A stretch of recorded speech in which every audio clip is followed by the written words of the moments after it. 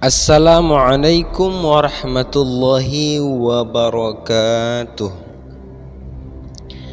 Bani Qainuqa adalah salah satu dari kabilah Yahudi yang menetap di Madinah di masa Nabi Muhammad sallallahu alaihi wasallam. Sebagian ahli sejarah meragukan akan keyahudian mereka, meski mereka mengaku berasal dari keturunan Aisu, saudara Nabi Yakub alaihissalam. Dengan banyaknya penggunaan nama yang sama serta kemiripan tradisi yang dimiliki Bani Qainuqa dengan masyarakat Arab pada umumnya, membuat akar keyahudian mereka sulit untuk dilacak. Tempat tinggal Bani Qainuqa dan masa hijrah mereka ke Madinah juga tidak diketahui secara pasti. Setelah beberapa lama kabilah-kabilah Yahudi menguasai kota Madinah, kekuasaan mereka berpindah ke tangan orang-orang Arab Bani Qilah, dan orang-orang Yahudi terpaksa melakukan perjanjian damai dengan kabilah-kabilah Arab yang lainnya. Ketika dua kabilah lain bergabung dengan Aus, maka Bani Qainuqa mengikat perjanjian dengan Khazraj. Menurut Jawad Ali, mereka juga mengikat perjanjian dengan Aus. Menurut catatan sejarah, hubungan Bani Qainuqa dengan kabilah Yahudi lainnya seperti Bani Quraizah dan Bani Nadir sangat panas, bahkan berkali-kali mereka saling berperang. Bani Qainuqa menetap di bagian selatan kota Madinah. Mereka memiliki benteng dan pasar yang terkenal. Karena itu, pendapat yang menyebutkan bahwa mereka menetap di jantung kota Madinah tidaklah benar. Berbeda dengan kabilah Yahudi lainnya, mereka tidak memiliki areal persawahan dan perkebunan kurma di Madinah. Pekerjaan utama mereka adalah pengrajin emas, tukang pandai besi, dan pembuat sepatu. Adapun latar belakang terjadinya peperangan, saat itu Nabi Muhammad SAW setelah hijrah ke Madinah melakukan serangkaian perjanjian dengan kabilah Yahudi dan mengizinkan mereka tetap menetap di Madinah dengan syarat mereka tidak boleh membantu musuh umat Islam. Bani Qainuqa adalah kabilah pertama yang mengingkari perjanjian tersebut dan mengobarkan peperangan melawan kaum muslimin. Riwayat para ahli sejarah mengenai dimulainya perang tersebut disimpulkan ada menjadi 3 versi. Yang pertama, Nabi Muhammad SAW sepulang dari perang Badar pada bulan Ramadan tahun kedua Hijriah mengumpulkan Bani Qainuqa di pasar mereka dan meminta mereka untuk mengambil pelajaran dari kekalahan Quraisy dan memeluk Islam. Namun pembesar Yahudi Bani Qainuqa mengatakan mereka adalah pasukan perang yang terlatih dan tidak akan mengalami kekalahan seperti nasib Quraisy di perang Badar. Adapun versi yang kedua, seorang perempuan muslimah dengan maksud hendak menjual susu atau membeli perhiasan menuju ke pasar Bani Qainuqa. Namun setibanya di pasar, seorang Yahudi penjual emas mengejek dan menjadikannya bahan tertawaan. Seorang muslim yang melihat kejadian tersebut karena tersinggung dan membela kehormatan muslimah tersebut membunuh penjual emas tersebut, yang kemudian juga terbunuh di tangan oleh orang-orang Yahudi lainnya karena sebab dikeroyok. Berita kejadian tersebut sampai ke telinga Nabi Muhammad SAW, yang mana seketika itu Nabi Muhammad mengumumkan perang dengan Bani Qainuqa terhadap para pasukannya.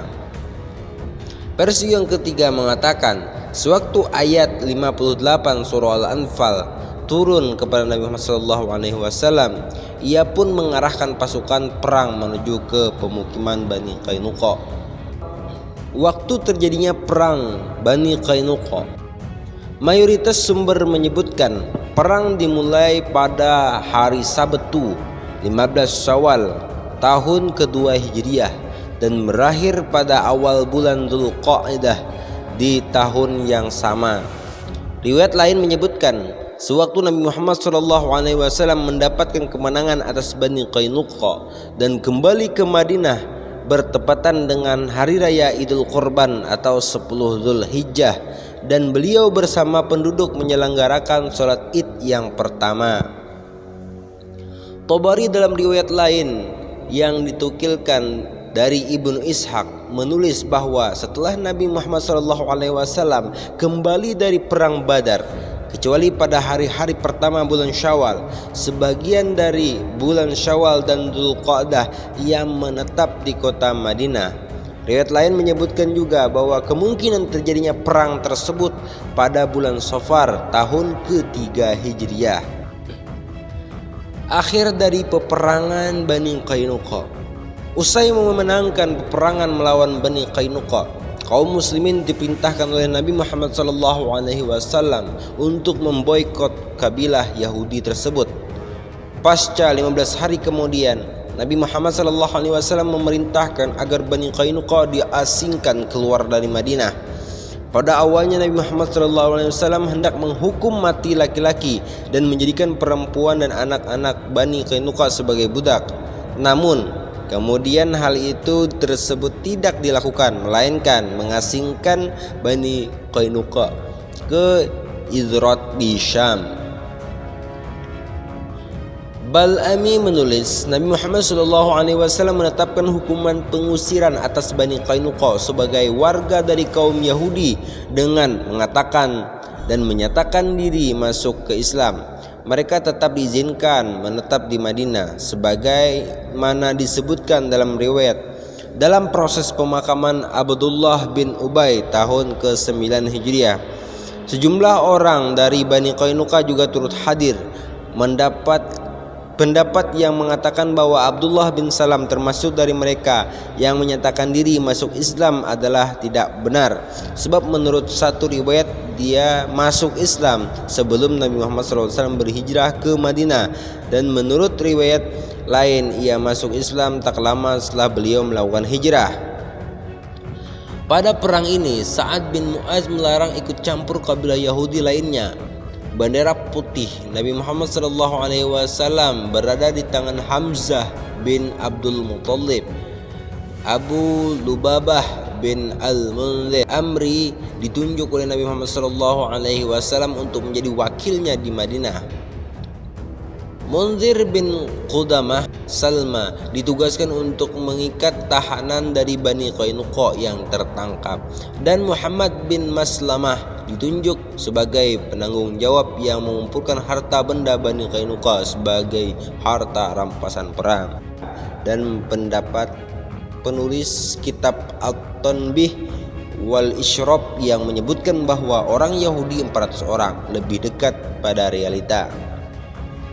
Usai perang, kaum perempuan dan anak-anak Bani Qainuqa tetap dibiarkan, namun harta mereka harus diserahkan pada kaum muslimin. Diriwayatkan oleh Waqidi yang dinukilkan dari ayah Rabi bin Sabrah bahwa Bani Qainuqa menyatakan semua hartanya kecuali unta yang akan ditunggangi kaum perempuan dan anak-anak. Oleh Nabi Muhammad SAW mereka diberi tenggang waktu selama 3 hari untuk meninggalkan kota Madinah. Ubadah bin Syamit diperintahkan Nabi Muhammad SAW untuk menjadi penanggung jawab yang menjamin mereka setelah meninggalkan Madinah dalam 3 hari. Demikian kronologi dan kisah tentang seluk-beluk peperangan Bani Qainuqa. Nantikan perang-perang selanjutnya di Latif Al-Fawaz. Assalamualaikum warahmatullahi wabarakatuh.